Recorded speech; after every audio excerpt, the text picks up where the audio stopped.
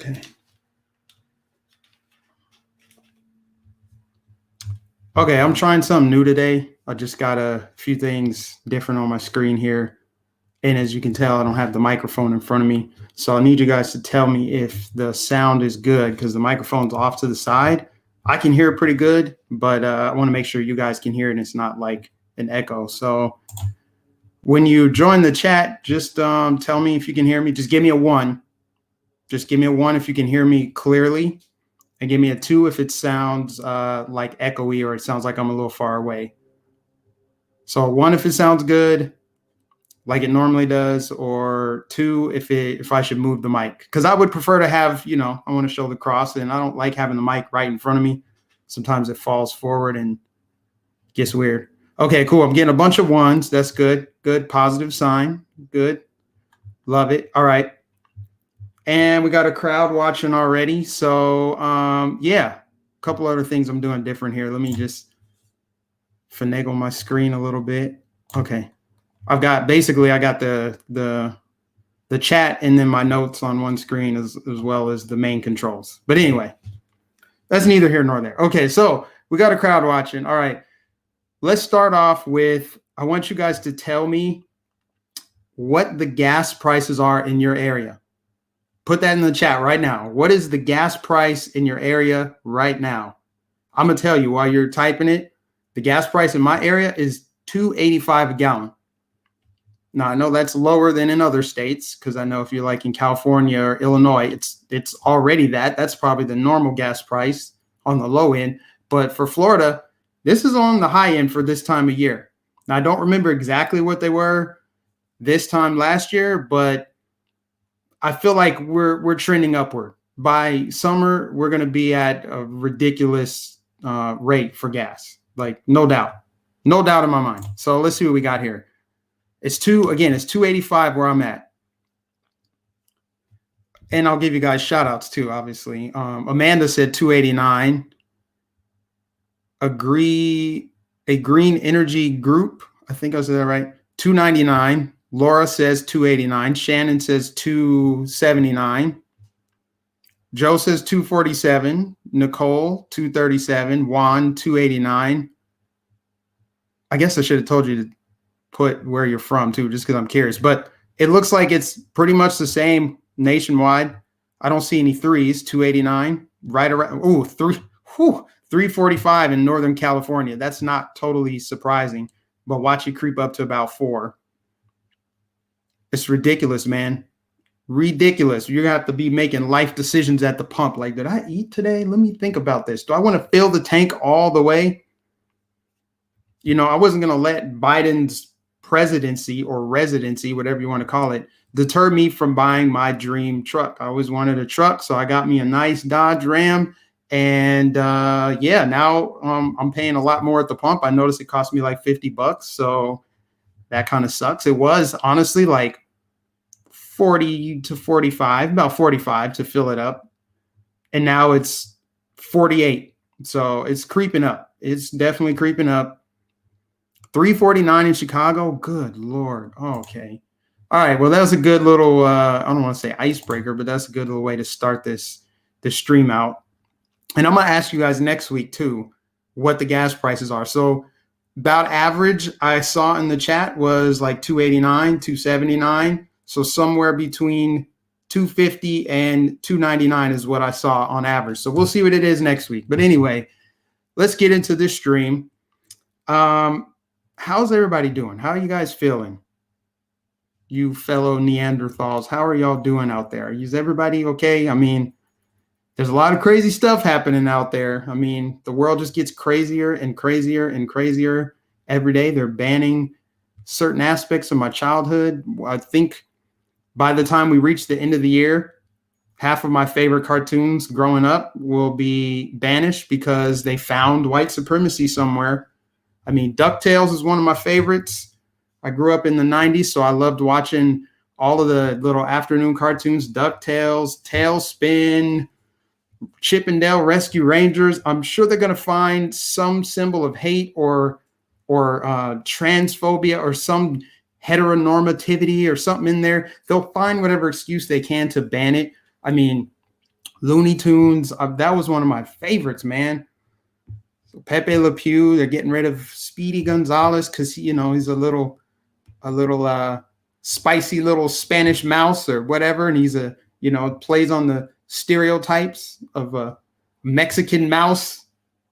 Just stupid clown world stuff that honestly we shouldn't really. It's a big deal, but we can't really get too hung up on it each time it happens. It's like, how many times do we need to address the cancel culture?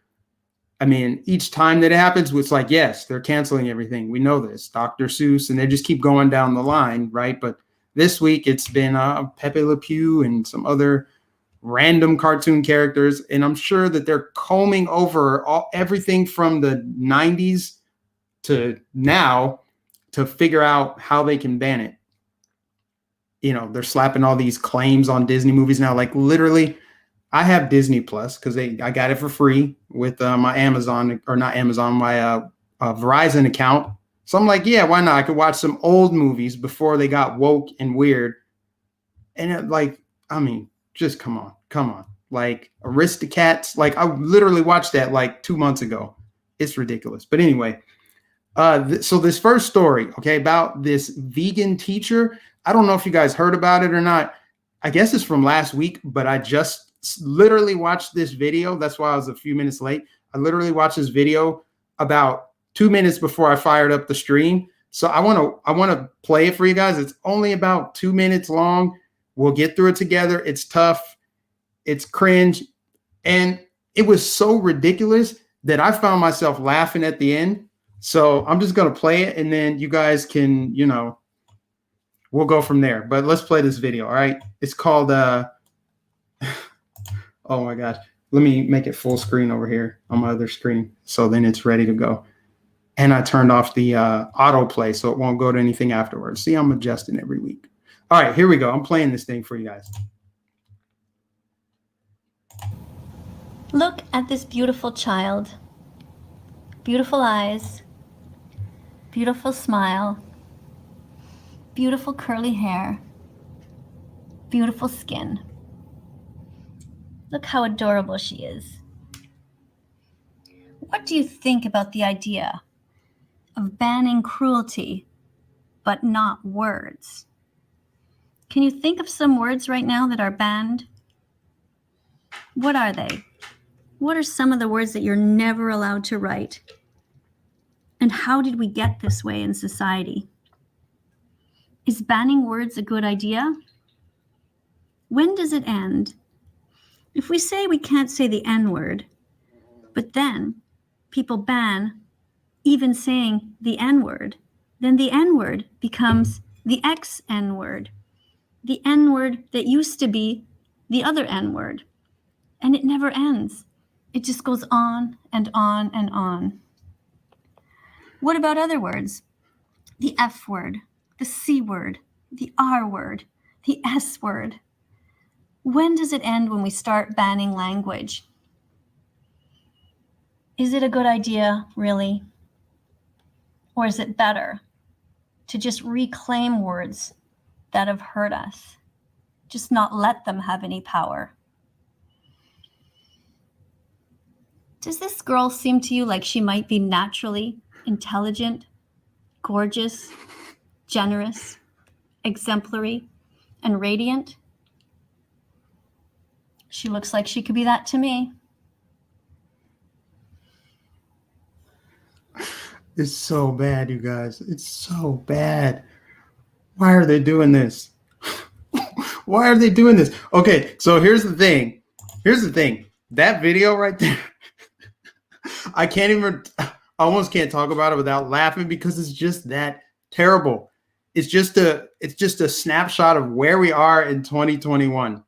And of course, the comments are disabled as well as the like to dislike ratio because we already know what it would be. We already know. So they preemptively did that. Whoever runs this channel, I don't even know how I heard about this vegan thing, but guys, come on. We're going to redefine words. So now they're like, instead of banning these words that are hateful, let's still use them. But let's just, let's put a positive spin on it. Let's turn it into a long acronym. because we still need to say it. Who thinks of this stuff? Who in their mind is thinking, how can we still use the N word and make it like positive? Of course, this is a white lady, right? Right. But the whole premise is we still need to use these words, but let's just put a different spin on them. And I'm just curious how well that's going to go over if, in fact, they try to push this. Now, this could be some fringe one-off thing, and it probably is. But the fact that somebody put this up on YouTube, and it's got, I don't know how many views, I can't see, but it's got, the channel itself has 45,000 subscribers.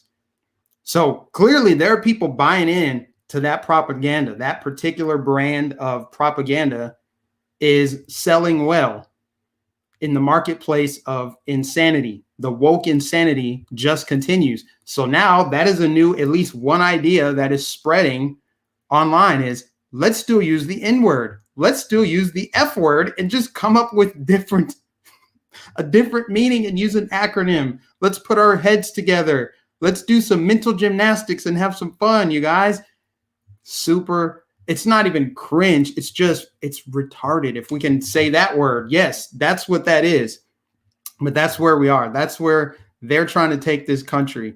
And that's a new one, right? For all the woke insanity out there, that's a new one that's being proposed. Let's continue to use the word, and then let's put this acronym. And of course, the video, I think it was more creepy than anything. It's like we can't see the person's face. She's zooming in on this doll.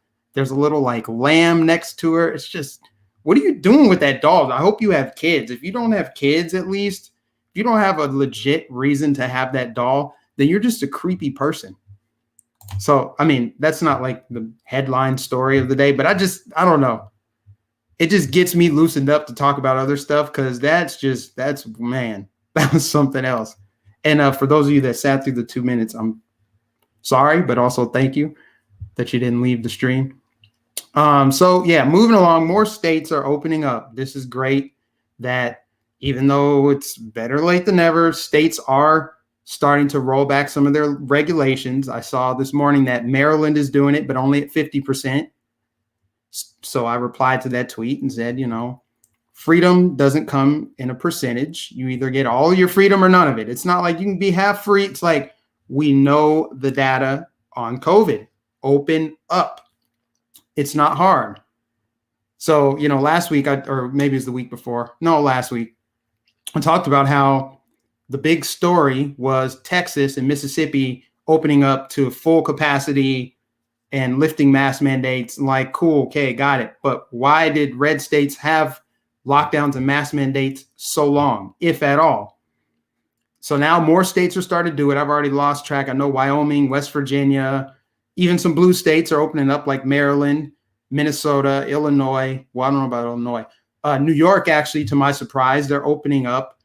That actually, there's so many restaurants in New York City. I don't know how you can close them all. I think they've just switched it to, you can't dine indoors, but you can dine outdoors, indoors, meaning we're going to give you this like transparent bubble to go sit in, and we'll serve your dinner in there. So it's like weird optics. I don't know, and weird logic, right? Unscientific logic. You can dine indoors, outdoors, but not indoors, indoors. But anyway, blue states like New York starting to open up. California is still a problem. I'd say that's the big problem state. Thank you for the super chat. Charles Turner says Maryland has a rhino governor.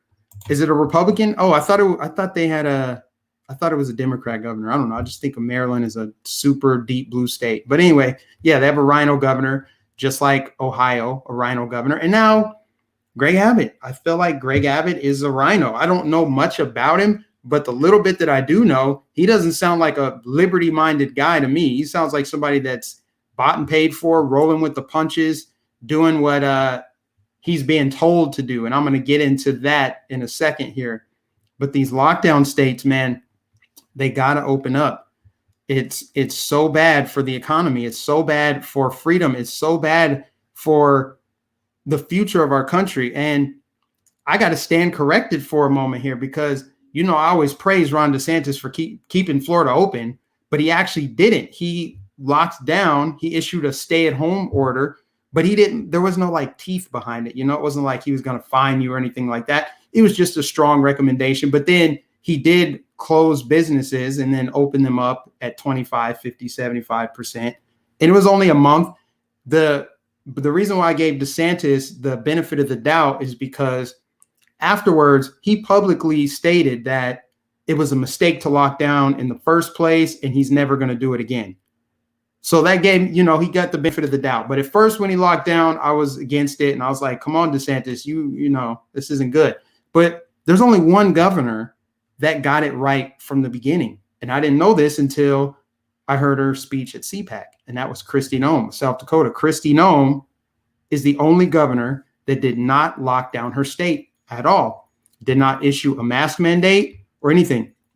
And that provided the perfect contrast. I know you got to scale it for population because there's not that many people there, but at least we have data on states of similar size and population that did lock down versus Kristi Noem's state, South Dakota, that didn't lock down. So now you can see there's no difference between locking down and not locking down. Locking down doesn't save lives.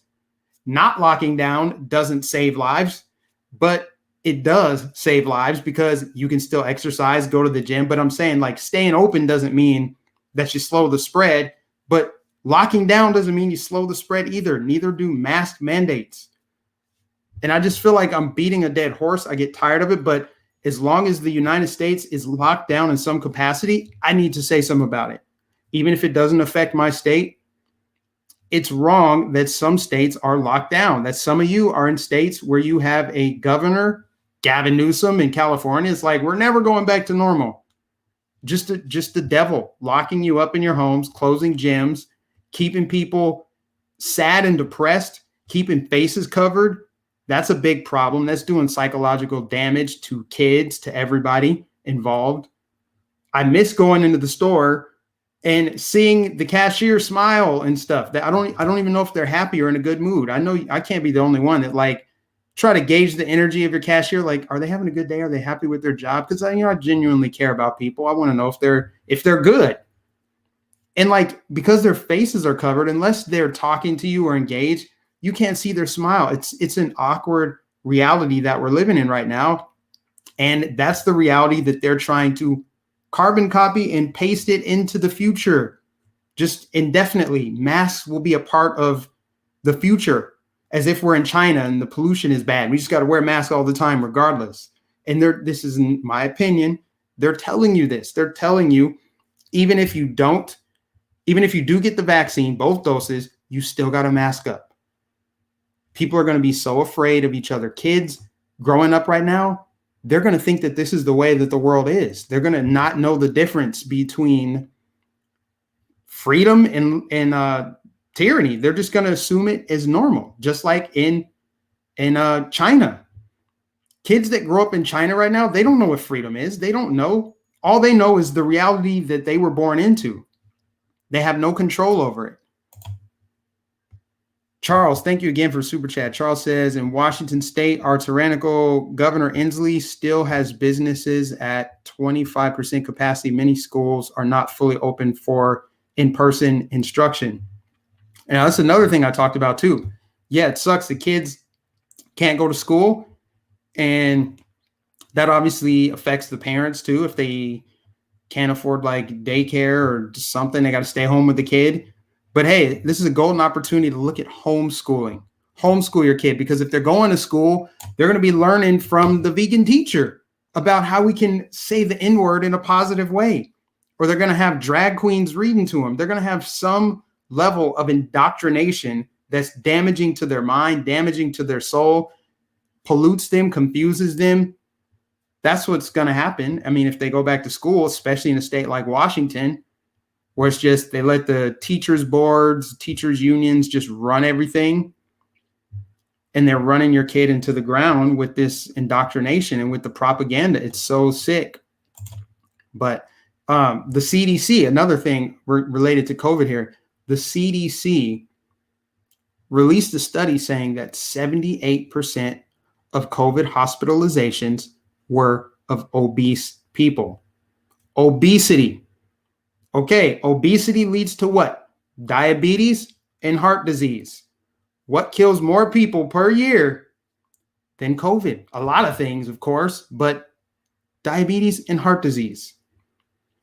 Okay, so they want you to stay home, shelter in place, have your groceries delivered, get fat, not go to the gym because that's unhealthy. If you go outside to try to get exercise, depending on the state you live in, you got to wear a mask. And if they don't make you wear a mask, you might be so brainwashed and afraid to die from COVID that you mask up anyway, not breathe oxygen, and end up getting COVID any damn way. So it's insane. 78% of hospitalizations on COVID, which again explains why we should be opening up, is due to diabetes, or not diabetes, but being overweight, obesity. 78% of hospitalizations. Open up the country. It's ridiculous. They care about our health, but they completely neglect obesity. In fact, they're trying to promote it. They're talking about fat is healthy. They're putting it on the cover of magazines now. Remember body shaming? You can't body shame. They got so pissed off at Adele for losing weight, for taking care of her body. And I'm not trying to like come down on anybody that's overweight. I'm not against people that are overweight. Obviously, I've relatives, friends. I know people that are overweight and I love them to death. But the thing is, we cannot reshape society because some people are unhealthy. Your health ultimately falls on you. It's in your hands. I feel like I just continue to repeat this every week. But again, as long as we're locked down, I'm going to continue doing it because that's the thing. They always tell you the truth later on. It's almost like a common sense thing. We knew this, right? Like the people that are more susceptible to COVID already have 1 to 2 to 3 or more comorbidities. It's not the young college kids that are coming to Daytona Beach for spring break. Because if they get COVID, guess what? If we're going to reach herd immunity, those are probably the people that should get COVID. And if you're young and 22 years old and you want to go to Daytona Beach or West Palm for spring break and you get COVID, guess what? You probably don't need a vaccine. I mean, do you want one? Again, this isn't medical advice. I'm not saying you should or shouldn't get it, but I'm just saying if it were me in that situation, I'm young, healthy, and I just kicked COVID's ass.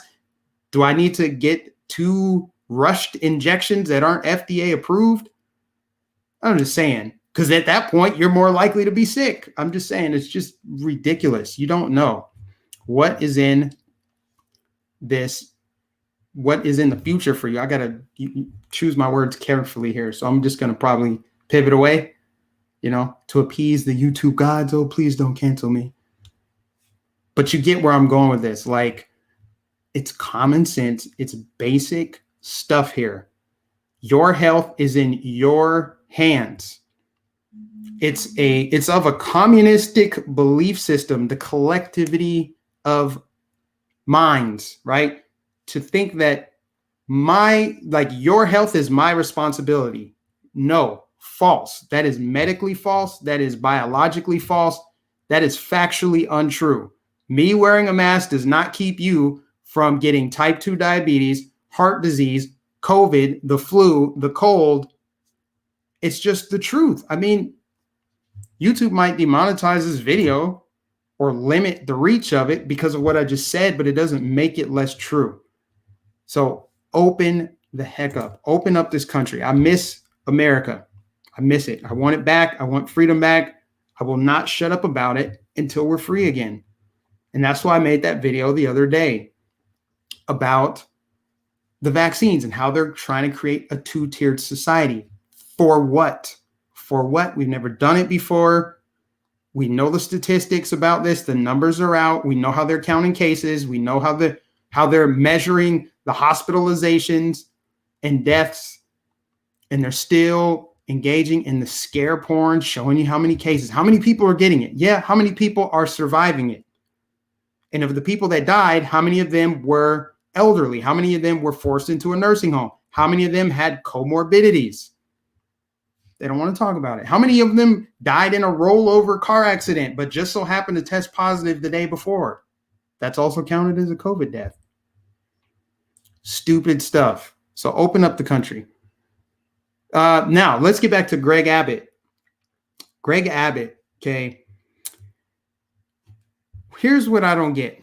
This guy wanted to pat himself on the back last week because, like, hey, look, I'm opening up Texas. I believe in liberty. And then I saw him tweet something about now you're going to be able to get your cocktails to go in Texas. Cheers or something like that. He's trying to act all like chipper about liberty and freedom, but then he calls Gab out by name yesterday, talking about anti-Semitism and how Gab is an anti-Semitic platform and it has no place in Texas. And then he had some bill in his hand about anti-Semitism, which is really anti-free speech. What are you talking about? First of all, there's no evidence. Where is the evidence that Gab is an anti-Semitic social media platform? First of all, it can't be an anti-Semitic social media platform. It's a free speech forum. It's a place where people talk on the internet. Are there people there who say anti-Semitic things? Well, sure. Of course there are. But there are people outside in the street that say stuff that you don't like. Are you going to ban them? And not to mention, places like Facebook and Twitter are where you're going to find all the stuff that you're trying to ban Gab for, or you want to crack down on Gab. Why is he targeting Gab? Why would he name drop Gab specifically? And it, to me, is a weird flex because there was a, there was an Israel flag behind him. And to say like, hey, we in Texas, there's no place for anti-Semitic social media platforms like Gab. I mean, come on, y'all. What is this? And this is a Republican governor. So he wants to pass speech laws for anti-Semitism. But if you're going to be fair, why don't you pass it for everything else? I don't think you should pass it at all. I'm a free speech absolutist. Everybody should say everything that's on their mind. And, let's talk about it. If somebody doesn't like me for the color of my skin, let's talk about it. Because at the end of the day, you're going to pay taxes and die just like me, just like everybody else. You're not making it out of here alive. And Jesus is Lord. That's at the end of the day. So it doesn't matter to me what somebody says or what they think, because I can handle it. I got alligator skin. I'm going to be all right. There's nothing I can do to control what somebody else says or thinks. So why would I focus on something I have zero control over? And why is this Republican governor, so-called conservative, liberty-minded guy, why is he not conserving speech? Why are any of these Republicans not conserving the First Amendment? Why are they not protecting the Constitution? Why are you name dropping the one truly independent social media platform? That's Gab. Gab has its own servers. They've already been banned from the App Store and stuff, but they have workarounds. Gab functions a lot like Twitter. In fact, it functions better than Twitter. Now, is it an echo chamber? Sure, it's an echo chamber, yeah, because there's not any liberals there that I know of, but they could go over there. The problem with Gab is they can't control Gab. It's just really weird that Greg Abbott, out of the blue, is signing some anti-Semitism bill and name dropping Gab when in reality, like I said, Facebook, Twitter, Instagram, all these other mainstream social media platforms, you can still find porn on there. You can find people getting beheaded. You can find all kind of stuff, much bigger problems than somebody saying something that's probably true about certain people in power in the country. And I'm not even going to get into that, but some of y'all know what I'm talking about. If you know, you know, but I don't typically get into it because it ends up in a bad place. But I'm just saying, targeting these alternative social media platforms, and it's a scapegoat, because clearly, especially when you're talking about the Capitol riot, a lot of everything that happened there was organized and planned on Facebook. Facebook's the only social media platform where you can have a group, a big group. Facebook has different tools and functions that you can invite people. You can grow stuff on there, like grow an audience and have like a secured, closed off group. You can't do that on the other platforms. And it was already proven that the majority of organizing took place on Facebook, but there is no speech laws, no censorship on Facebook. You guys already know how this works. They don't actually care. I just think that what Greg Abbott did was a little bit weird, And then having the backdrop of the Israeli flag when we have a First Amendment here. At what point, and I got a little mini version of the Constitution next to me. Maybe I'll read it again and see in what part does it say freedom of speech, Congress shall make no law, and then see where it says, unless it's anti-Semitism, right? So how is that any different from anybody else that's trying to, I don't know, change language? I guess it's not really the same as censorship, but people that are grifting right now, ridiculous. And this Republican governor, I don't want to just bash him over the head because he's better than a Democrat, obviously, in Texas. But at the end of the day, if he's not conserving, if he's not protecting freedom and liberty, if he wants you to celebrate him for telling you can be free again after a year, then maybe it's time to primary that guy out. Maybe it's time for Texas to make some changes in their state. That's all I'm going to say. I'm going to leave it at that. And I thought I had another super chat. I'll try to read them at the end if they come in and I'm like mid-sentence, if I'm just flowing. So, okay, another weird flex this week comes from Turning Point USA. So, and some people probably see this as harmless, and maybe it is harmless. I'm going to give them the benefit of the doubt in this situation, but I probably shouldn't.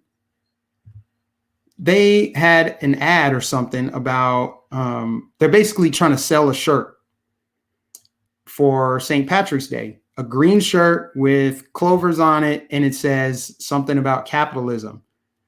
But everything else in there is green, right? It's St. Patrick's Day. Celebrate St. Patrick's Day by getting one of our, capitalism shirts.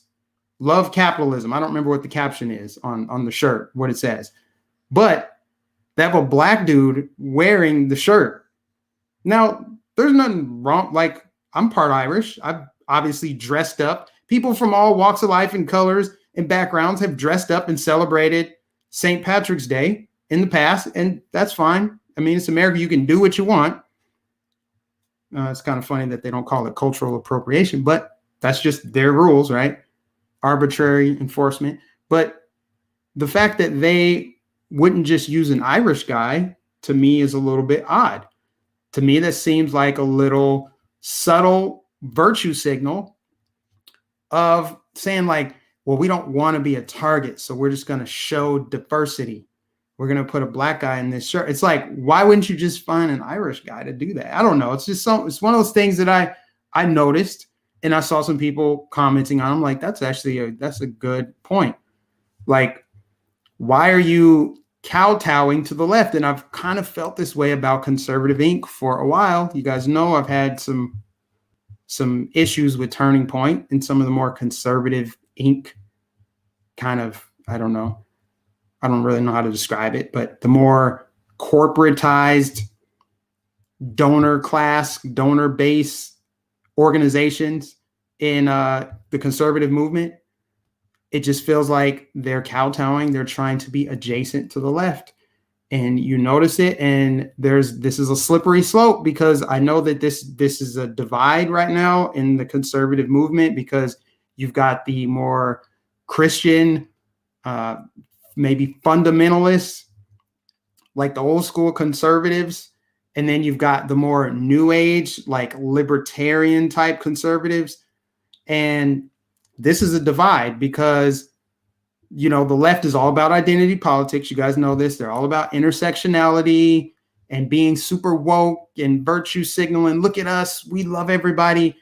But the conservative movement, at least what I saw at CPAC and what I see at like Turning Point events, is one of the big reasons I stopped attending them. I just not a fan, is they're kind of doing the same thing. And it's a slippery slope, because on one hand, you're getting called all these names like white supremacist, you hate gay people, you hate black people. So I get the whole, you want to be responsive to that and be like, no, actually, no, anybody can be conservative, which I agree with.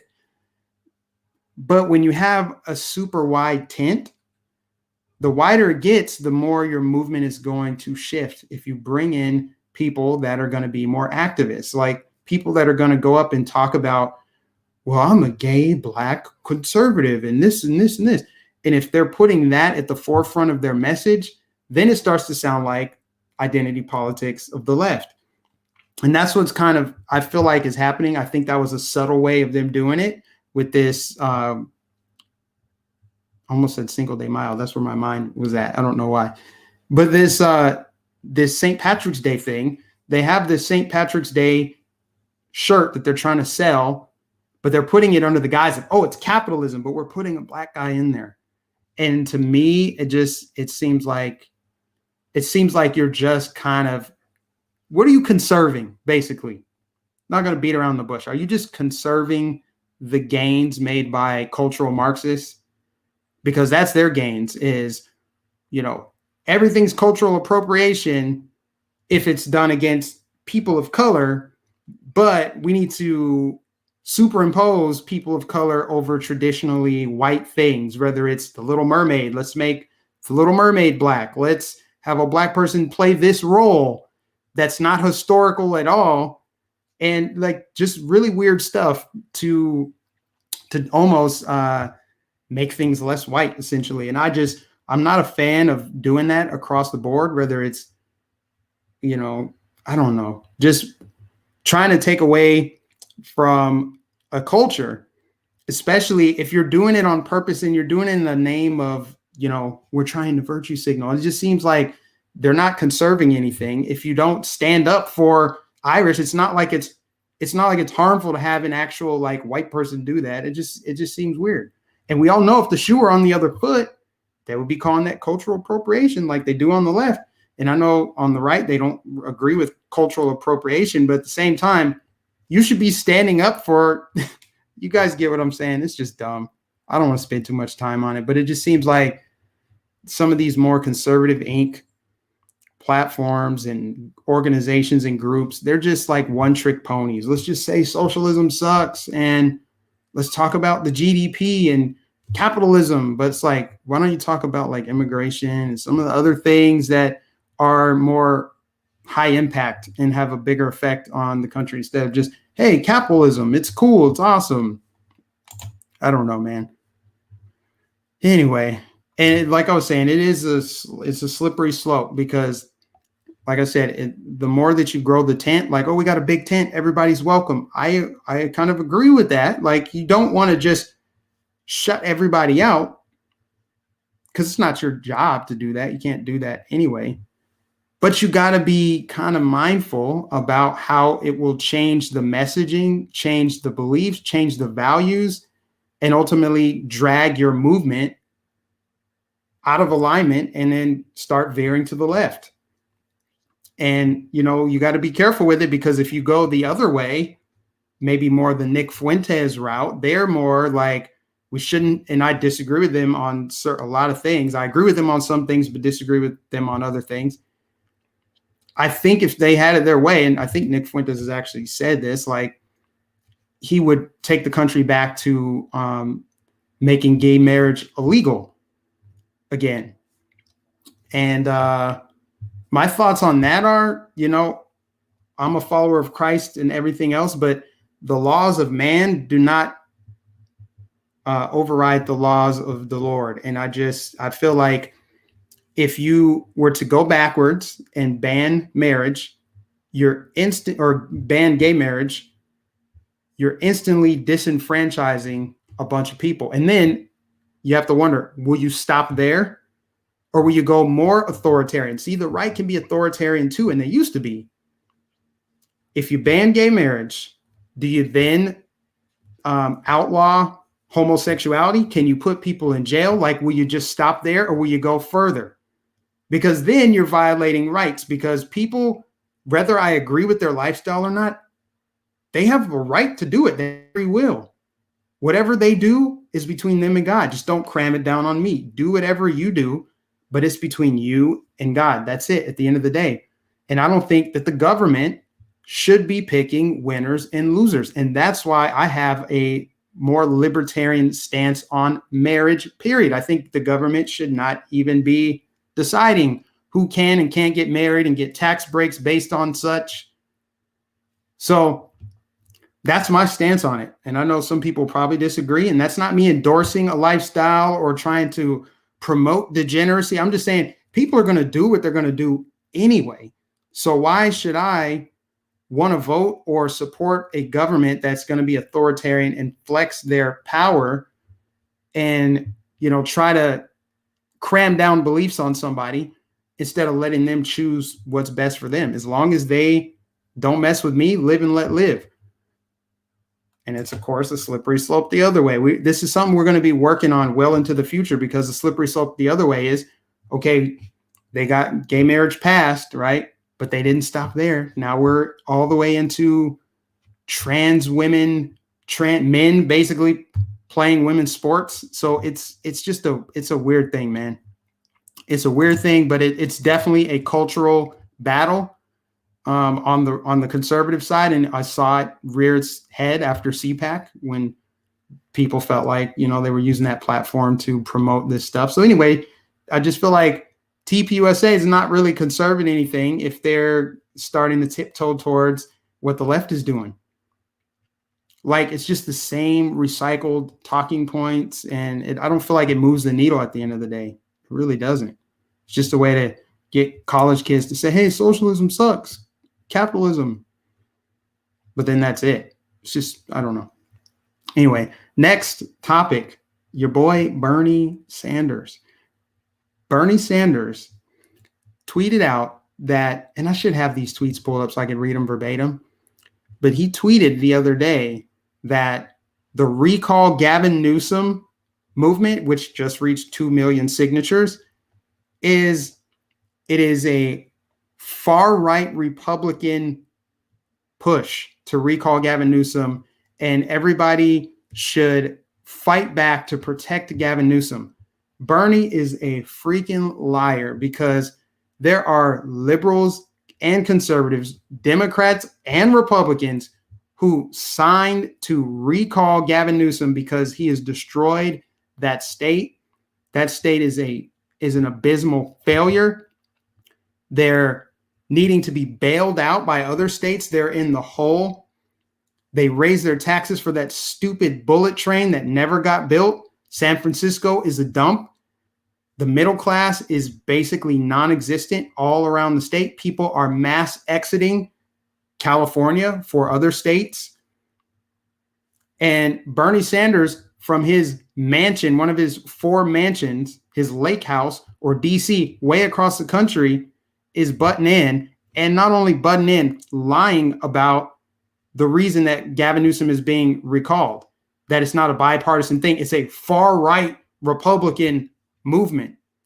Far-right Republican movement, 2 million signatures. There's a lot of Republicans in California, but I'm pretty sure something that big would need Democrats and Republicans to join together. You're starting to see the same thing in New York, by the way, where both the left and the right can agree that Andrew Cuomo sucks and Bill de Blasio sucks, and they got to vote him out. And I think that Bernie Sanders trying to do that, try to do damage control, trying to protect Gavin Newsom, just shows how divorced from reality he is, or how much of a liar he is. One of the two. He's either just completely clueless and opening up his mouth about something he has no clue about, or he's purposely lying to people and trying to disrupt the movement that is very real. Now, speaking of this recall Gavin Newsom thing, I find it very ironic that you have to verify all the signatures to recall a governor, but you don't have to verify signatures for voting. You can't make this stuff up. But Bernie Sanders is a freaking liar. If I had the tweet, I would show you guys, but it'd take me a while to probably dig it up. It's really funny that Bernie Sanders is out there straight up trying to protect this tyrant instead of standing with the people. I thought Bernie Sanders stood with the people. Well, the people want to recall Gavin Newsom.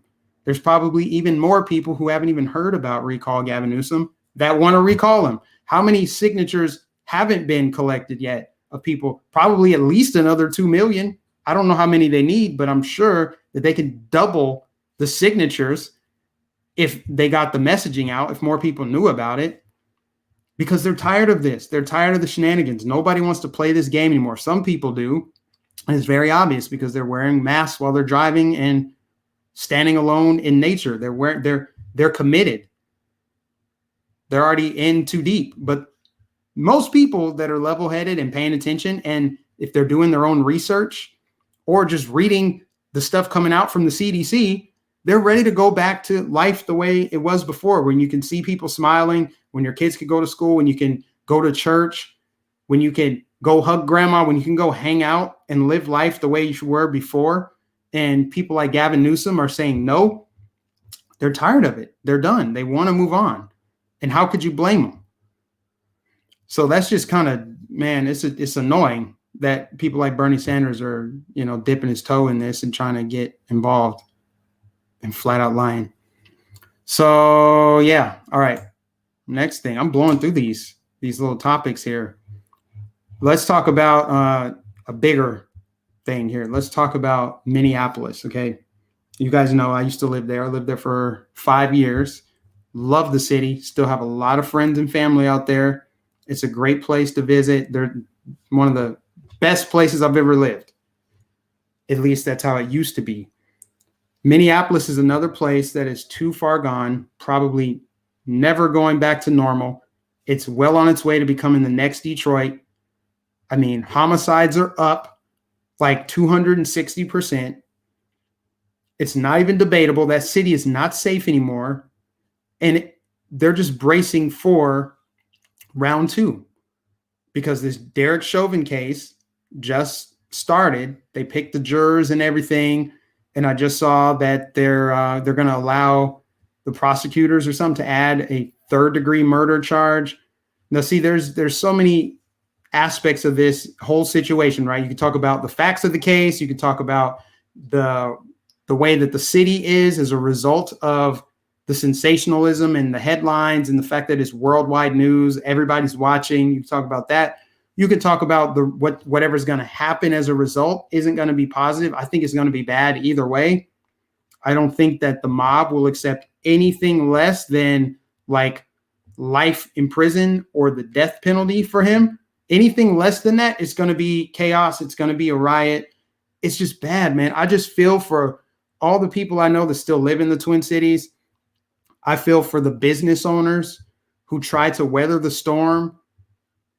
Their kindness, their big-heartedness is, it might come back to haunt them because they stayed after the riots of last summer. They're like, I'm going to just rebuild. And I haven't been there since, September or October is the last time I was there. And most of the city is still, or most of the area where all this happened is still in shambles, still boarded up windows, broken out windows. The police precinct has not been rebuilt. I don't think they're going to. I don't know. You got this autonomous zone, this George Floyd Square that people are getting killed. Coincidentally, Black people are getting killed inside of this place. It's not safe. The cops aren't allowed in. Even the good cops. Yes, there are good cops, believe it or not. I mean, all this stuff is happening and people have started to rebuild and try to, sustain their business because they love the city. It's their home. They stand with the community or whatever. But what's going to happen if and when this man walks and is acquitted? What's going to happen to Minneapolis? What's going to happen to your business after you dealt with COVID shutdowns and riots, and then this man just got acquitted? I think the smartest business owners got the hell out of Dodge. They either went to the suburbs or left the state altogether, went to a place where the taxes were lower, it's more business-friendly environment. I don't know. But I just feel for the business owners there. I feel for the people in the community who are scared. They're on edge. They're already preparing for the worst. You can't even walk down your street without wondering if you're going to get shot. If you live anywhere near that police precinct that they torched, then you got city council over there like, oh, actually, let's refund the police. The crime is going up. Yeah, you don't say. all that anti-police rhetoric, demoralizing the law enforcement that you do have that's trying to make a difference and trying to be better, you defund them, crime goes up, you create this autonomous zone, and then you got more murders and homicides and drug deals in that area. You've basically created an enclave of concentrated crime now. That area wasn't already that nice. 38th in Chicago, I think it's where it is, in Minneapolis. 38th, 58th, somewhere in South Minneapolis. Now the crime is even worse in that area because the police aren't allowed in. And it's all bad, guys. It's all bad. And I just don't see Minneapolis recovering from this. COVID shutdowns, riots, and now potentially more riots. On top of oppressive taxes. I mean, it's not good. It's not looking good for Minneapolis. We'll see what happened. And what was it for? For all the people that joined the BLM movement, they raised like $2 billion. Where did that money go? How come BLM didn't rebuild South Minneapolis along Lake Street? Or maybe they're doing it now, but maybe they should just wait. If you were planning on staying, if you just insist on staying, maybe you should wait until after this trial is over before you rebuild. Because right now, if you're going to rebuild, you better put a steel cage around your business and sleep there and guard it with a gun, because they're going to come right back for it. That's what happens whenever one of these cases doesn't go right, whenever there's an officer involved, shooting, or any one of these situations, they start targeting random businesses. A lot of them immigrant owned, minority owned. Doesn't matter who owns it. You shouldn't be torching somebody's business, looting it, robbing it, intimidating them, terrorizing them. Because here's the thing, even for the businesses that they spared, because some of the people put on their building or they put signs on their door like, please, I'm a minority owned business. Please, my family, I have to feed my daughter with this business. Maybe the mob will have a little sympathy and be like, okay, we won't torch them. Let's go to AutoZone because that's a big corporation. Let's go there. Okay, you made the neighborhood unsafe. So what is the business atmosphere even going to be like? Are people going to feel safe just walking through the streets and going to shop casually anymore? So even if your business survived the tornado of rioters and the COVID shutdowns, how is business doing right now when people aren't safe enough? They don't feel safe enough to go out and shop. So I just feel like with BLM raising all that money, where did it go? We know it flooded the Democrat Party coffers. That's where it went. It went to elect Joe Biden, and it made some people that are high up, maybe some BLM executives, it made them rich. They got paydays from it. We know it. Where did the money go? Black Lives Matter. Let's raise all this money and give none of it to black people. Let's not rebuild Kenosha or Minneapolis or Atlanta, where they torched a bunch of businesses and rioted. Let's not do anything with that money. Let's invest it in political action committees and do a bunch of other stuff. Let's enrich ourselves off of black people. That's what they did. That's what they did. Otherwise, where's the money going? They raised all that money, and for what? And now this case, no matter how it plays out, like I said, unless he gets hung in the public town square for all to see, of course, I'm being hyperbolic there, unless he gets life in prison or they really throw the book at him, make an example of him, they're going to riot. It's going to be awkward. It's going to be weird in Minneapolis. I just pray for them. Because right now, that city is conquered territory. You will see more BLM flags flying high than you will American flags, at least in South Minneapolis. Big, huge fist flags. Like, that's what is all over South Minneapolis. And I saw that last summer when I was there, or last fall. And I just wonder what's going to happen. I don't know how long this trial is going to drag out, but I would like to think that hopefully they reach a verdict sooner than later, so that whoever's livelihood hangs in the balance can have a conclusion, so they can have closure, so they can decide, so they can breathe a sigh of relief if nothing happens. Again, I hope nothing happens. I hope that if it doesn't turn out the way that the mob wants it to, hopefully they'll just be peaceful about it. It's hard to believe that that's going to happen, but I still hope and pray for that to happen. But it's not looking good. It's looking like they're bracing themselves, and that's why businesses are boarding up. It's just, I forgot about the comments, guys. I need to see what you guys are saying. Sometimes I just I'm on a tear right now.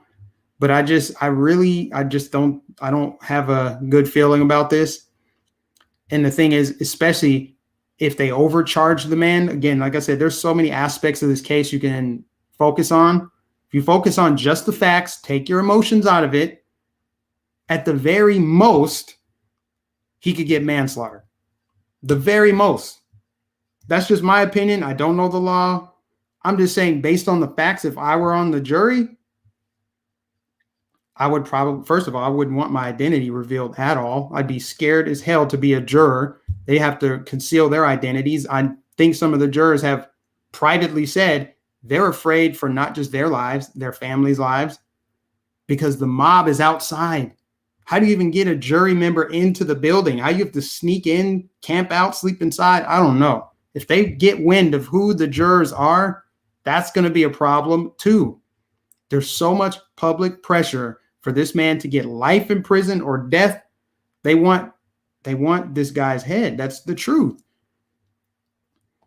If that doesn't happen, the jurors are going to be the next target. The judge. And that's the problem when you sensationalize these stories and put so much attention on there. But if you just look at the facts, take race out of it, take your emotions out of it, he had enough fentanyl in his body to kill a horse. He had excited delirium. Now, if he didn't have an encounter with the police, would he have still suffered the same fate?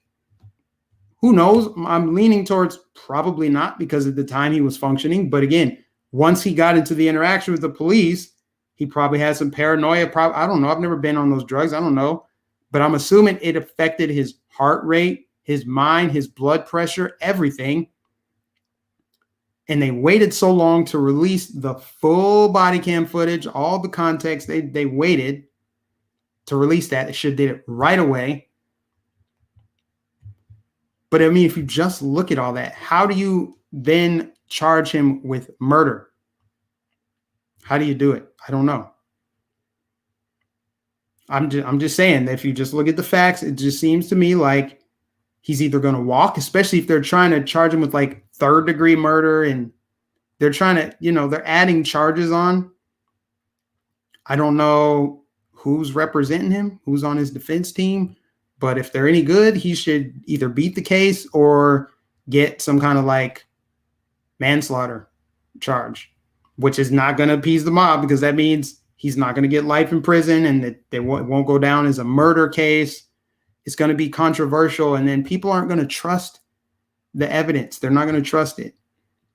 They're going to feel like the evidence was tampered with. They're going to feel like there was bias or white supremacy, or they're going to find a way to further drive the narrative that he was killed, and that he was killed because of the color of his skin. That's the only thing that they want to believe. See, they reach the conclusion themselves and then work backwards to try to tie all the evidence and facts to it. It's like, we've already decided that this is the outcome. He's already guilty in the court of public opinion, but now they're working backwards to make sure everything else ties up and justifies it. So that's what I think about Minneapolis. It's sad, very sad, that city used to be great, one of the best cities in the Midwest. And then I'm going to get to you guys' comments here, because I know usually I interact with the comments as I go along, but today is just kind of more rapid fire. But that city, man, I hope it works out for them. So yeah, there's that. And then, I mean, I guess I can touch on the royal family drama. I hate that so many conservatives just took the bait. They just pounced on this, just jumped on it. Like, let me dissect Meghan Markle's interview with Oprah. I'm like, don't you see that this is a distraction from the beginning? They decide what is going to be televised and what we should all be focused on. Ooh, tune in for Oprah's 2-hour-long interview with Prince Harry and Meghan Markle. Let's talk about it. That's the big scoop of the week, right? We're going to focus on the royal family. Who cares about the royal family? Who cares? I don't. I never have. Why do I care about the royal family? They're just people. They're no smarter than me. They're not better than me. They're just people. Why do we care about them? It's just a weird obsession with the royal family. I've always felt that way. And I think more people are being vocal about it now than ever before. Even when I was a kid, I'm like, why they live over in the UK, over in Britain? Why is it news here? Right? I get like, Princess Diana, that thing was sad and whatever. But at the end of the day, that what happens to the royal family happens to everybody. Family drama, divorces. I'll tell you what doesn't happen to every family: when one of the royals is accused of, the Jeffrey Epstein stuff. Let's talk about Prince Andrew instead of Meghan Markle and Prince Harry and how she's so oppressed. And I don't even want to get into the story in the interview because it just doesn't interest me. I could care less about it. I could care less. But in reality, why are we talking about Prince Andrew? Whatever happened to that? Is he just going to get off scot-free? Yeah, probably, because British royalty, because two-tier justice system. But I'm just saying, that doesn't run in every family. What Prince Andrew did, what he's accused of doing, they don't want to talk about that. But too many people just pounced on this story and they're cashing in on it. I don't get it.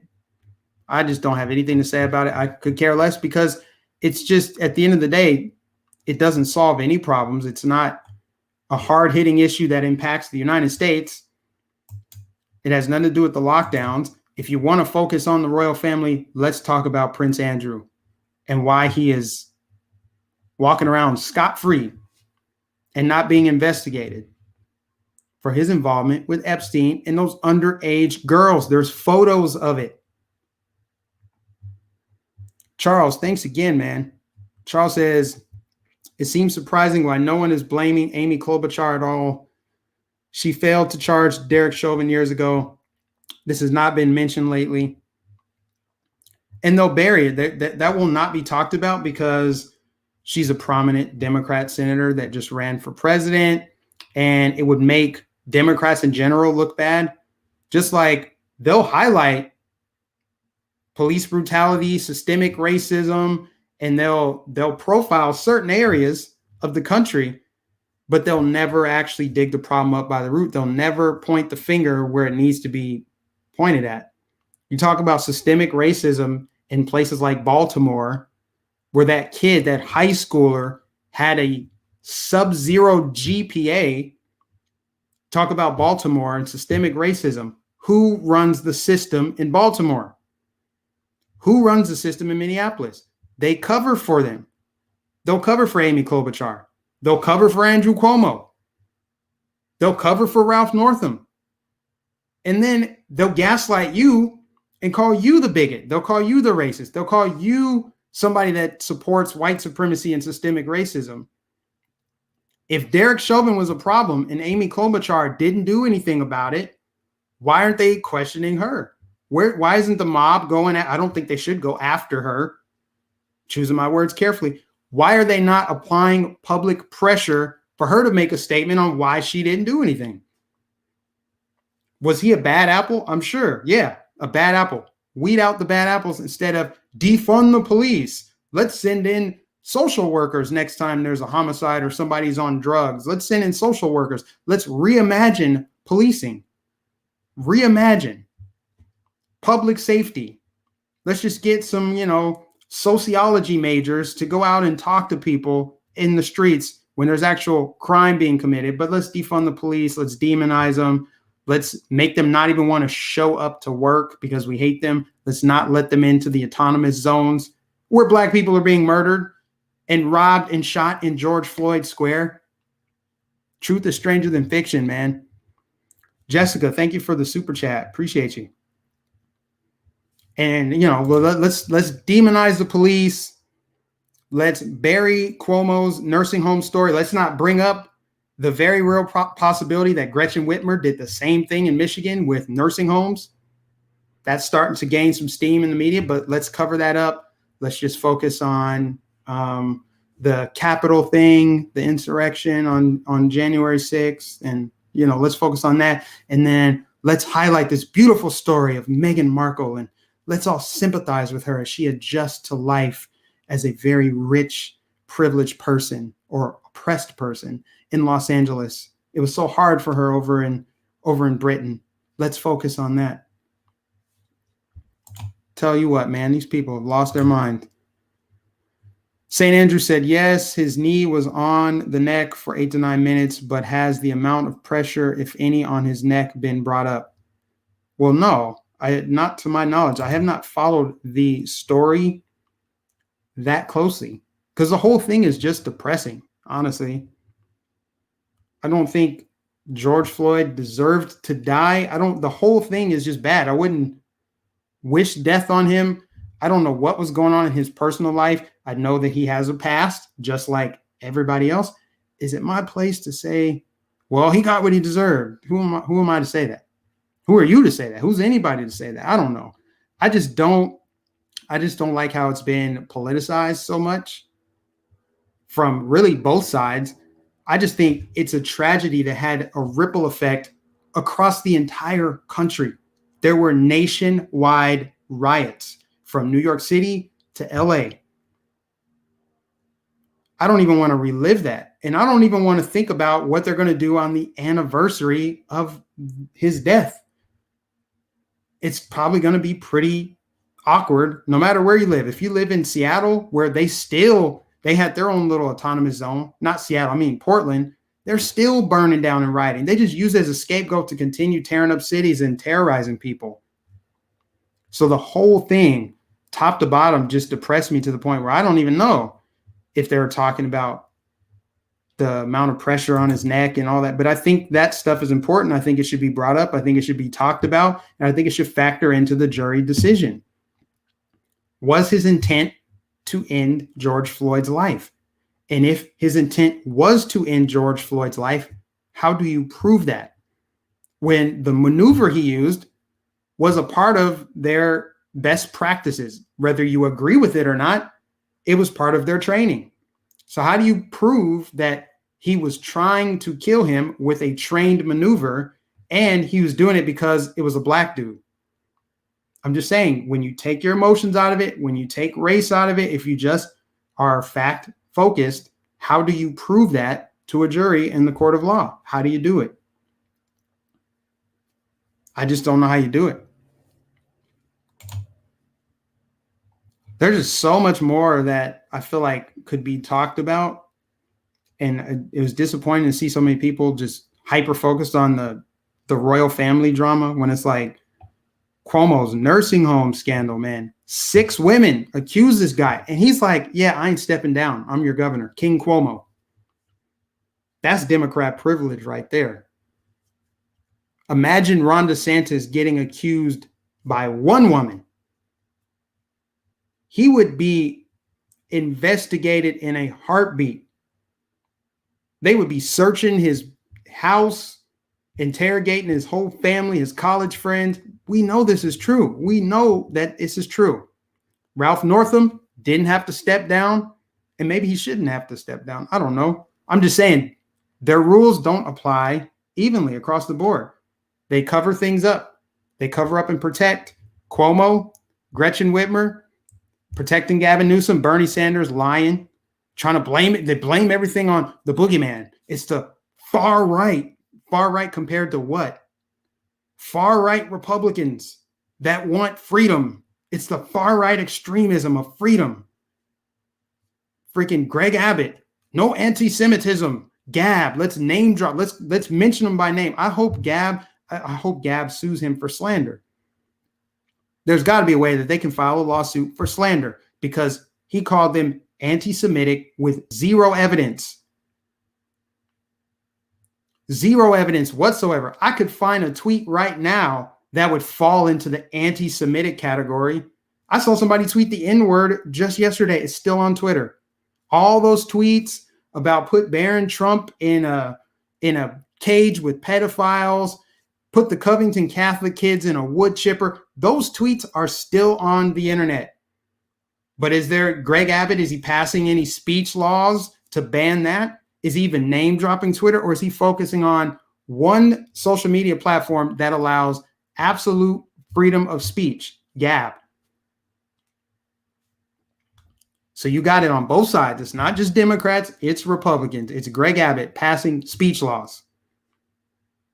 But go ahead and pat him on the back because he did let Texas wiggle free from his tyranny after a year of truthful, honest COVID data that's been out there. Now you can be free in 2021. I'm going to let you be free. Like I said, Kristi Noem got it right from the beginning. Ron DeSantis got it right after the fact because he acknowledged, like, we probably shouldn't have done this and we're not going to do it again. We're opening up. But yeah, they're going to cover for Amy Klobuchar, and they're going to gaslight you and make you think that they're good people. Cuomo, let's give him an Emmy. He's an amazing guy. Best governor. He's the gold standard for how to deal with a pandemic, says Joe Biden. Oh, really? Really? And because they have a big chunk of the American population completely brainwashed and politically tribalized, Governor Cuomo right now could dress up like Ralph Northam and say the N-word and keep his job, probably get reelected. Sheep will just overlook it. The media will bury it. If you show people, they won't believe their lying eyes. They'll trust the narrative. They don't trust their eyes and ears anymore. They don't trust their personal experience. They trust the narrative. That's how bad things are in the country right now. I just think we should be focused on some of the bigger issues instead of the freaking royal family and stupid stuff. Like, who's puppeteering Joe Biden right now? That's a big one. Who's pulling this man's strings? Who's ending his little addresses? Who's keeping him from delivering a press conference? As much as they hated Trump, the man was transparent. He talked every day on air about COVID. Every day. He had his task force. He had all. Biden is being shielded. Who is puppeteering this man? We know that he has rapid cognitive decline. We know it. They know it. People who voted for him, they know it, but they're doing mental gymnastics. This is fine. He's not Orange Man. So he's not Orange Man. So that's all I know. And I voted for him, and the country is going in the right direction because we got rid of that mean Orange Man. Or maybe some people have snapped out of the matrix. They see gas prices going up. They see that we've invaded Syria. They see that Joe Biden lied about, I'm not going to shut down the economy. I'm going to shut down the virus. And he's like, oh, we have no COVID plan. Oh, there was no vaccine before I took office. Maybe we can go back to normal in 2022. Maybe people snapped out of it. Or more, maybe people are still touting the Orange Man bad. January 6th. Blame Republicans for Gavin Newsom screwing over California. Blame Republicans for opening up. They're killing grandma. But Cuomo actually killed grandma. But let's get mad at Greg Abbott for opening up. Let's get mad at DeSantis. Let's get mad at Kristi Noem. Let's get mad at all these other states that opened up. Mississippi, Arkansas, Wyoming, West Virginia. Upside down world. Okay, now for real, I'm going to read you guys the comments and then I'm going to wrap up. I just talked for a long time. A long time. Okay, let me get the chat back over here. I think I'm going to do this from now on. Instead of me having the screen in front of me that shows where I'm looking at myself, I'm just going to have my notes in the chat. That's all I need over here. Denise said, my friend adores Biden. I bet your friend only watches mainstream media where there's just puff pieces on Biden. Oh, look at the first dog. Finally, a president that has dogs in the White House again. Didn't the dog like bite somebody or something? I heard that. See, these little like low-level stories, I might hear about them in passing or just see somebody tweet about it. But I'm looking for the heavy-hitting stories. The heavy-hitting stories this week are not Meghan Markle or whatever else is stupid thing. It's Greg Abbott and the freaking speech laws. It's still Cuomo and the nursing home deaths. And it's this thing in Minneapolis, this powder keg that's brewing and is bound to explode into more riots. It's not really if, it's when. I mean, I feel like they already overcharged the man, but yeah. Anyway, Marjorie said they sent gigs back to Delaware. Gigs? I don't know. Gigs? Is that like a nickname for Biden? Or are you saying gigs like jobs? How can she not see it? Julie K says, how can she not see it? Oh, is that a response to Denise? Denise said her friend watches CNN only. Well, that makes a ton of sense. But I mean, if you watch CNN around the clock, even people like Jake Tapper will have glimmers of truth every once in a while. He'll put it out there. See, they always tell the truth eventually. They'll tell the truth eventually. After the lie has done enough damage, people won't go back to see the truth. It's only the people that are going through it with a fine-tooth comb, the people that have sharp enough vision to see, like, okay, we're going to see how well that statement aged. There's no evidence of election fraud. This was the cleanest, most secure election in human history. No election's ever been done better, even though the opposite thing is true. We're not biased, but then they're like, actually, we are. We fortified it. Daytime radio, do it, Mike. This is as close to daytime radio as I think we're going to get. For me, anyway. For me, anyway. Seems like we have the same taste in news reporting. Shelby says, I live in Georgia. No way we are blue. I mean, Georgia has been a Republican state. It has not voted blue since Slick Willie. It's been Republican ever since. But what's going to happen for your midterms in Georgia? Is Brian Kemp really going to run for re-election? If he is, does he have a real shot at winning? Should he win? Should somebody primary him? Maybe Trump has something to say about it. I don't know. I think that's pivotal, though. I would like to think he's on the ropes. He's vulnerable. Once they have a Democrat governor in Georgia, it might as well be a blue stronghold. I mean, they flipped the Senate. I don't know about their state legislature at all. I don't know. I don't pay attention to Georgia. I just know that those 2 Senate seats went blue.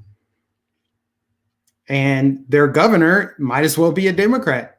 I mean, some things he's been principled and liberty-minded on, but look at that. So what are you going to do? What are you going to do if Kemp runs for re-election? If you are a conservative in Georgia, what are you going to do if Kemp runs for re-election?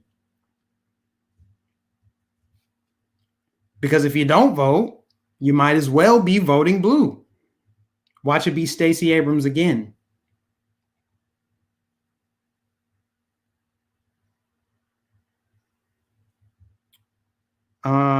Trump did say he would campaign against Kemp during the Senate runoff. Yeah, we'll see. We'll see. We got plenty of time to go before we get there. So I don't know how that's going to play out. So you're not voting for him. Yeah, see, if you're not voting for him, does that mean you're just not voting at all? Or is somebody going to primary him? If somebody does primary him, are they strong enough to win the general election against what's probably going to be Stacey Abrams? If not Stacey Abrams, maybe Keisha Lance Bottoms, maybe somebody. It's going to be a woke woman of color because that's where the Democrat Party is right now. Look for Cuomo to get primaried by somebody like an AOC. I don't know how many terms he served. I don't know New York state law as far as governors and term limits and all that stuff. But that's another area where it's like Cuomo can just, fall on the sword. He's baggage to them at this point, which is why they're trying to force him out. I mean, he's a straight white male anyway, which is why I think Joe Biden is probably transferring power to Kamala slowly but surely. I think it will actually be this year that he steps aside. Remember, he already told us this, Freudian slip. He already told us that he'll step down. It's on camera. For the people that are naysayers, it's on camera. When you play stuff that Biden has said on camera, they head for the hills. They want nothing to do with the truth, the reality, or the facts. They'll ignore everything Joe Biden has ever said or done, and then they'll dig up things that Trump didn't say. Omarosa said he said the N-word. She's got the tape. Play the tape, because we got Joe Biden on camera saying it. They just, let me stop. Ian Smith said, very cool move with Trump 2024 flag and NYC. More actions like this are needed. I think it just, man, like I said, it's so symbolic. It's the strongest act of rebellion you can have right now, because their whole reason for getting rid of Trump is so that you would stop having the beliefs that you have. They thought if they could get him out of the way, that you would just go away. It's not just about Trump. It's the word Trump that triggers them so much. You're demonstrating that you are independent and you're not going to be controlled or manipulated or bullied into submission. So yes, there needs to be more acts of that. Matter of fact, I'm working on an event down here in Tampa. It is a boat parade. It's going to be April 17th, and it's going to be big. It's going to be really big. It's called Trump-Barilla. If anybody lives down here, you know that Gasparilla is an annual like pirate ship parade in Tampa Bay. It's a fun thing. Everybody dresses like pirates and they drink. There's a big party festival in downtown Tampa. And then this big pirate ship comes in, demands the keys to the city from the mayor. But this party pooping Debbie Downing mayor, Jane Castor, just canceled it. First, she moved it. It normally happens in, I want to say like last weekend of January. She moved it to February, or moved it to April. And then she canceled it. Canceled it because, you know, the virus spreads at Gasparilla, but not at the Tampa Bay Buccaneers Super Bowl celebration boat parade. So she canceled it, right? Because science, trust the science, all that good stuff. She canceled it. So anyway, people are pissed, rightfully so, and they're going to have their own boat parade, but they're just going to turn it into a MAGA boat parade. So there's going to be, I don't know, a couple thousand boats. I mean, they set the Guinness Book of World Records thing for boat parade. I thought it was San Diego, but the lady I've been talking to said it was Tampa that did it. So that's the next thing that I'm working on, getting RSBN coverage for that. We'll see. But hopefully more events like this spring up all around the country. I'd love to see them in states like Ohio, states like Michigan, especially as it gets warmer up there. I would like to see them in blue areas. Of course, do it safely. Like it was mostly safe in New York, literally, and mostly safe until the end. To my knowledge, nobody got injured. Some law enforcement officers got injured, but patriots didn't get injured. But do it in blue areas. I mean, yeah, it might be dangerous or whatever, but it's like, are you just going to give up on your country because the left took it over? New York City, in my opinion, is a great city. I loved it. I had so much fun there. It's an all-American city. There should be no reason why de Blasio's running it into the dirt. So I love to see patriots come together and push back. Rebel, protest the lockdowns, protest the mask mandates, all that good stuff. We need one in Georgia. Someone said, I would love to see one nationwide. Every state should have one. There's also going to be one on Memorial Day. And then if you bring out Trump 2024 stuff, I think that's just, that's like icing on the cake or the cherry on the top. I don't know. Just because of what it signals. It's like, yeah, everything that we supported Trump for, we still support. And whether that be Trump or somebody else, because we don't know if he's running in 2024, we just don't. But whoever runs in 2024 better be just like him. They better be America first. They better be anti-establishment. They better have their ducks in a row. I'll tell you that. And no, Trump was not perfect. I know that some people are really critical. The Operation Warp Speed thing was bad, in my opinion. I'm not a fan of that. Shelby says, haven't worn a mask yet. Good for you, being all free and stuff.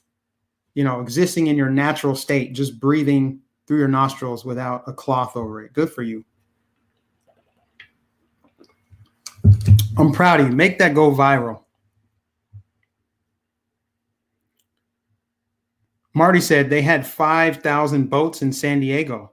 5,000 boats in San Diego. There's a lot of Republicans out there. There's a lot of, let's not even call them Republicans. I don't identify as a Republican. There's a lot of patriots, conservatives, freedom fighters, all over the place in blue states like California and New York. And we need to bring them out of hiding and show their patriotism, grow the movement, build momentum for midterm elections, activate them locally, get involved with local government. I like what Scott Pressler is doing. That's what we need to be focused on, trying to save the country. Screw that royal family drama. It's not even worth it. Not even worth it. I would never, you have my word. I will not make a video about the royal family and try to dissect their interviews and like push back. I know some people just are stimulated by all the headlines, every headline that comes out. But me, no, I'm not going to do it. Get involved in local government. Start assembling, start rallying. Push back against the narrative. Not push back in the way that Maxine Waters wants people to push back. I do have to give that disclaimer. I'm not saying push back on people, but get involved, be active. Don't be afraid that you live in Chicago or Detroit or Philly, because there are plenty of people who think just like you, who can see what you can see. And there's plenty more people who have buyer's remorse because they didn't get their stimmy. Well, they're going to get it now, but it's not 2000 and it's months and months later. Some people aren't even going to get it till like May or June. If they don't have direct deposit information on file with the IRS, they're only going to get a check for $1,400 in like 3 months. And instead of these stupid stimulus checks, open up the country.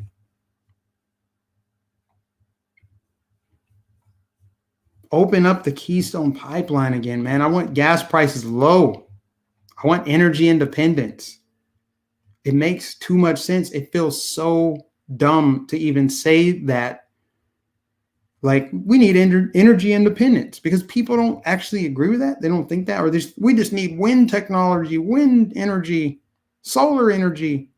Yeah, I would love to see more clean energy, but that clean energy still requires fossil fuels to build the infrastructure. I'm just saying. And fossil fuels are cheaper. They're more efficient. Let me not go down the rabbit hole. But it will save America, says Brenda. Marty says, I still have my Trump signs up. I blacked out 2020 and Pence can't even tell. Oh, you blacked out 2020 and Pence on your flag. So it doesn't say Trump Pence. Okay, I get what you're saying. I'm already seeing flags in my neighborhood. I'm seeing flags that say buck fighting. I'm seeing those. I'm also seeing Trump 2024 flags. Some flags that say Trump 2024, take back America or something like that. It's got a patriotic message on it. And I just love to see it. But what I don't see are Biden flags, Biden signs. I saw them leading up to the election. People were so pro-Biden leading up to the election, and now you can't even find his supporters. You can't even find them. They only popped up for a month when I did see them, because I did see them, but I feel like it was more about them being against Trump than supporting Biden. We know it's true that he does not have that kind of support. As much as I can't stand Hillary Clinton, I know that she had real supporters. You could actually see to this day, I'm with her. You can see bumper stickers, t-shirts, hats of Hillary supporters because they were real. They're out there. They exist. Same goes for Bernie Sanders. They have supporters. Where are Biden's supporters? Where are they? I'm just saying, where are these people at? It's only just every time Trump supporters gather en masse in blue areas, it just further highlights that Biden didn't really have the support that they're saying that he has. You're just making it stand out that much more. So please gather in San Diego, do it in San Francisco. The only places I would advise you not to do it in is Portland, because that's a little over the top. Portland and probably Seattle. But I feel like everywhere else, you'd probably be good to go.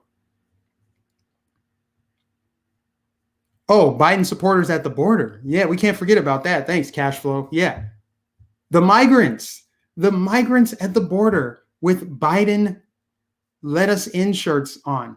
People that are seeking asylum but have fresh white t-shirts on that say Biden, and whoever took the picture just so happened to be in the right place at the right time, but it's not a photo op. This is really people seeking asylum.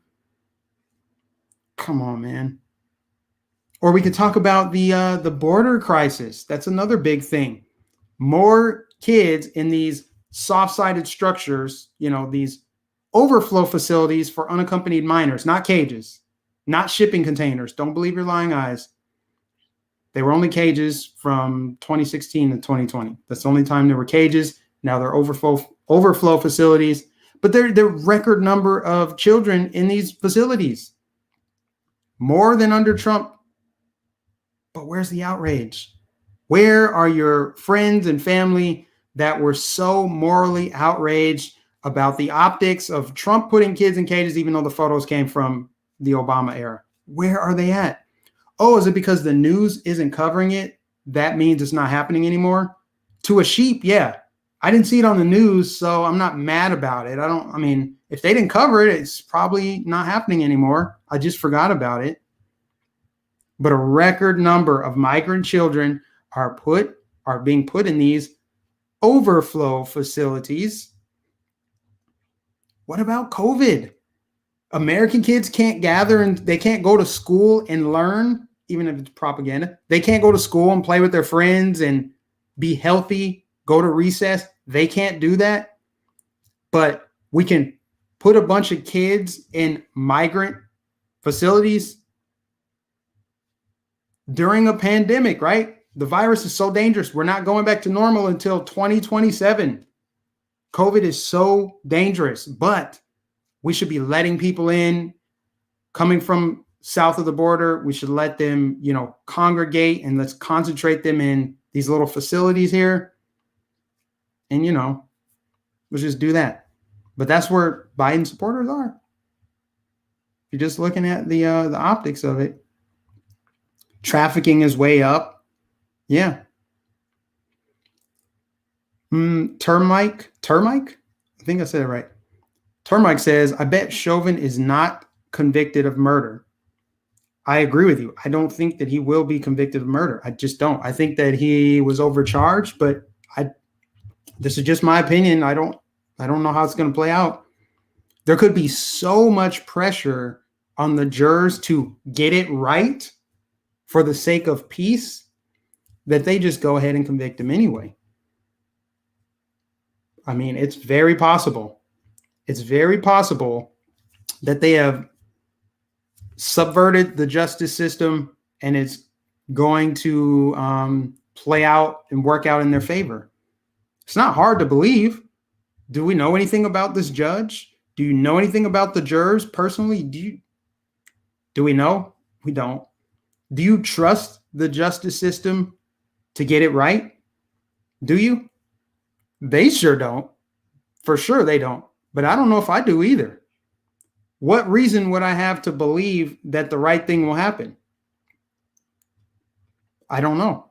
I don't think I have a reason to believe that the right thing will happen, because the justice system is screwed up, and it's been screwed up for a long time. There are people like you and me who can't get away with anything. And then there are people like Prince Andrew, even though it was overseas, he doesn't live here. Andrew Cuomo, he gets away with stuff, There are plenty. Come on, I don't need to go down the list and rehash it. There are plenty cases of criminals that should be put underneath the prison. Jussie Smollett is a free man right now. People who had FBI investigations into their hoaxes over lies, they lie to the FBI, and then they just get to go scot-free. So why would I think that in this situation it's going to work out in the way that it should? I mean, SCOTUS, do you have faith in the Supreme Court? Do you? Outside of Clarence Thomas, I mean, what do you feel about Amy Coney Barrett, Neil Gorsuch, Brett Kavanaugh? Why won't SCOTUS weigh in on these lockdowns or the mask mandates? I don't get it. Why won't they say or do anything about it? Kyle Rittenhouse, he walked free. I think I heard, or is he still locked up? I don't know. I have not followed that story at all.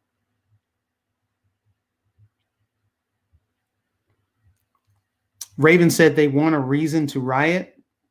The news will always give them a reason to riot,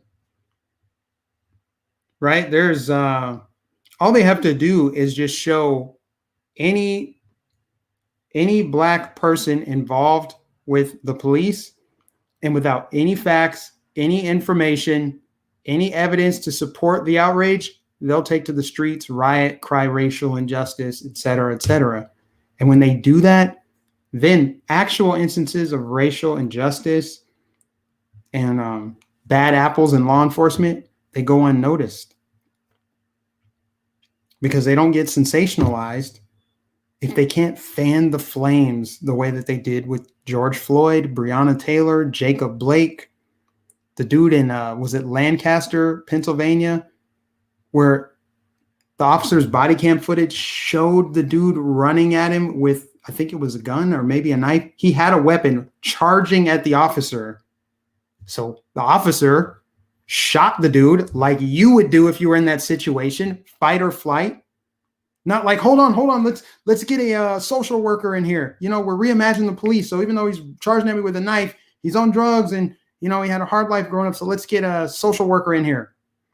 You respond accordingly. You respond in a natural way. Doesn't matter. If they would do it in that situation, doesn't matter. They still rioted. They still took to the streets. They don't care. So they don't need much of a reason to go tear up Minneapolis. Like I said, unless Derek Chauvin is convicted of, I don't know what his charges are, but if it's not the highest tier of murder that they can give him, and if they don't give him a maximum sentence that is acceptable to the mob, they're going to riot. They're going to riot. They're going to be uncivil. I do think this time around, though, I do think that the city of Minneapolis, meaning residents there, they're going to do what they can to protect the city, because there are really good people in that city and they love it. And I think that they're going to do whatever they can to try to protect what's theirs, to try to salvage what's left of one of the best cities in the Midwest, if not the best city in the Midwest. They're going to try to do something to curtail the violence, because the last time I think it caught people off guard. And by the time it got out of control, it's just way too late. They had to send in the National Guard. I think this time they'll have the National Guard ready to go. So maybe it won't be exactly as bad as last year because of the mitigation tactics, the mitigation they put in place. But we'll see. But I just think that there's going to be something. No matter what, it's going to be something. I mean, even if he is convicted of the highest possible sentence, he gets the highest possible sentence, I think there would still be some kind of mass demonstration, whether it be like, I don't know, claiming victory. There has to be some kind of ritual to claim victory. That's what I think. Matt said, Mike Nificent for White House press secretary. No uhums or circle backs, only the truth. I would never be a press secretary. Never. Especially not for potato head Biden. No way. I would say somebody like Candace Owens, someone who can just, she spits venom. I think she would just tear through the media. I think she would be good. Come on, man. No, I ain't doing it, man. No.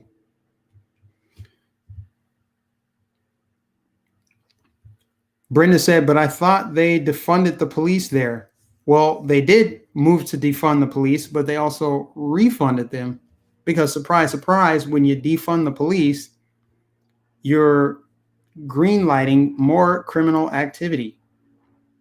I know that in New York, they cut the NYPD's budget by like $1 billion, and one of the first departments to go or have job slash was dispatch. How are you going to cut jobs from dispatch in the largest city in the country during a pandemic when crime is up? So dumb, the times we're living in. Dumb, dumb, dumb. Mikey would tear through the media too. Maybe. But this is a more comfortable setting for me, more natural setting. I don't think so. I don't think so. Circle back Saki. And she got caught lying too, saying that all 3 vaccines are FDA approved. That's a literal lie. Just straight up lying. Anybody can look that stuff up. You can go to the FDA website and see that none of these vaccines are FDA approved. They're authorized for emergency use only. So if you want to participate in this human experiment and pray that there's no long-term health effects on you or any damages, I don't even want to go down the slope of this because I know YouTube's watching and listening. They're watching and listening. But you get what I'm saying? She lied. She lied. But where are those fact checkers?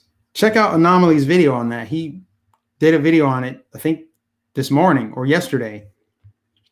Check it out. She lied about it.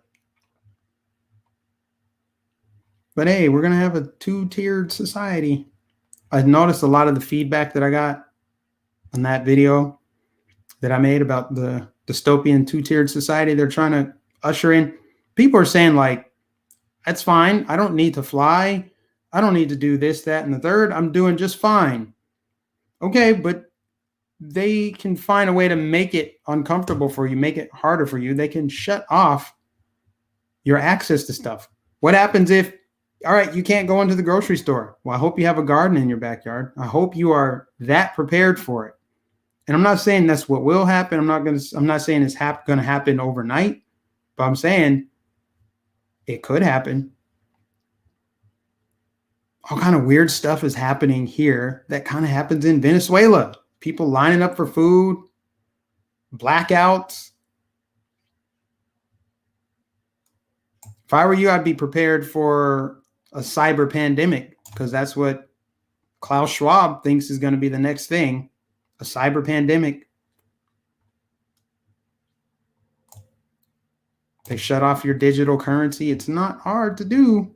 They could shut off your access to bank accounts, everything else.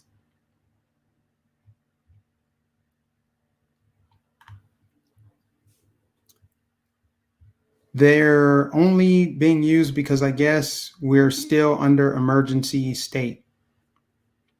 Oh, you're talking about the vaccines. Supreme Court is being blackmailed. I don't know about that.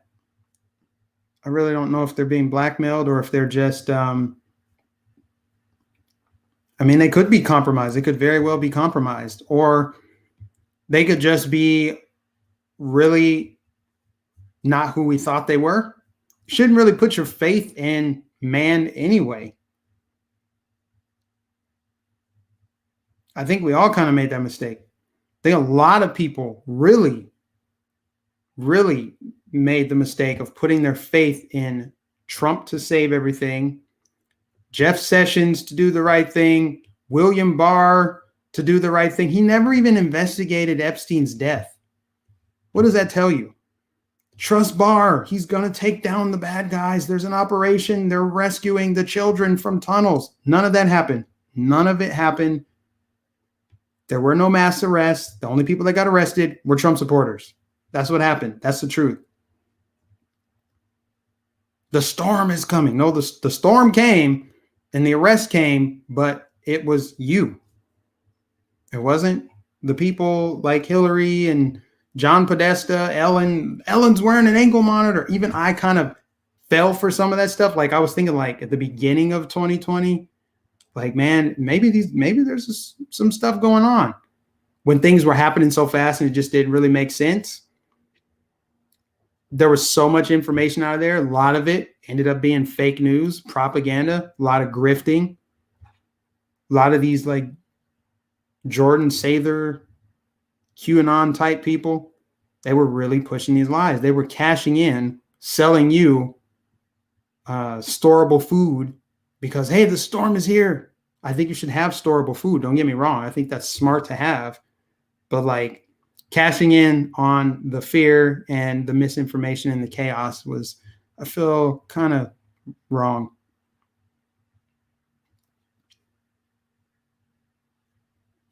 Anyway, I think I'm almost at 2 hours of live streaming, so I should probably wrap up. I think I covered everything that I wanted to. I said all the things. Next week, there will be more to cover. So that's just that, guys. But I appreciate everybody that tuned in. Shout out to the moderators. Shout out to the new members. I want to thank everybody that's a member, a monthly member of the channel, like Shelby. I think Charles Turner too. I just thank you guys. I can't thank you guys enough. I appreciate all of you, everybody that takes time out of their day to watch me talk, give my opinions on the internet for 2 hours in the middle of the day. I appreciate you guys for that. You guys are awesome. But I'm going to wrap up here from sunny Florida. I will not be, well, no, I don't have any plans to put out merch soon, but I don't know. We'll see. I don't know what God has in store for me this year. I just know it's going to be great. And the enemy can't block our blessings. He cannot. Appreciate you guys, though. God bless you for supporting. Make sure you support RSBN. I'm going to be back out there soon. I don't know when, but hopefully it'll be, if not sooner, but definitely by the 17th of April for that boat parade in Tampa. So God bless you. Make sure you like, share, subscribe. Follow me on Telegram. Sub to my Telegram channel. Also follow me on Gab. I'm going to start posting on Gab more. I like Gab so much better than Parler. Parler is just, it doesn't do it for me. It just doesn't. I'm also on Rumble, so follow me there too. God bless you guys. I'll catch you in the next stream.